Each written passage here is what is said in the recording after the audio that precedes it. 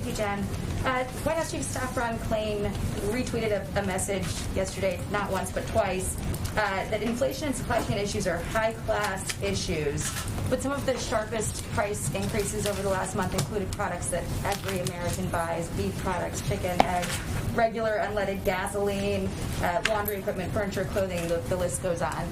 Why would Ron Klain tweet that, and would you agree that that's a little bit tone deaf? Do you think 2 tweets means more? I'm just curious.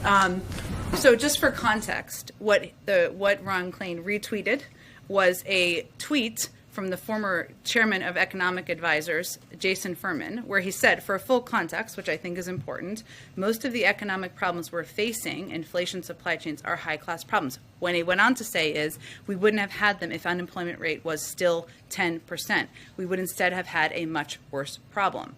So I think the point here is, well, there are some critics who are saying, what some of these critics are saying is, we don't know if they're saying that what they thought was great was when the unemployment rate was double what it is today, or when people were locked in their homes and therefore gas prices were lower. We're at this point because the unemployment rate has come down and been cut in half, because people are buying more goods, because people are traveling, and because demand is up, and because the economy is turning back on. So Jason Furman, of course, is more than capable of speaking or tweeting for himself, obviously, and providing any additional context. But what the point is here is that we are at this point because we've made progress in the economy. And what would be worse, in our view, is if the unemployment rate was at 10%, people were out of work, hundreds of thousands of people were still dying of COVID, and people weren't able to lose their homes. So that's the full context. And that's a much more eloquent way of putting it than the high-class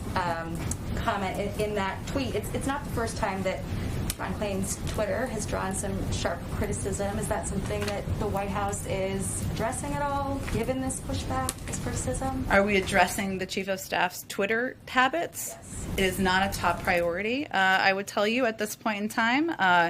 The Chief of Staff is out there speaking on his own accord to members of Congress, to the media frequently, as any Chief of Staff does. And I think it's important also for anyone here to be able to tout points that they find interesting. And that's the purpose of public speech.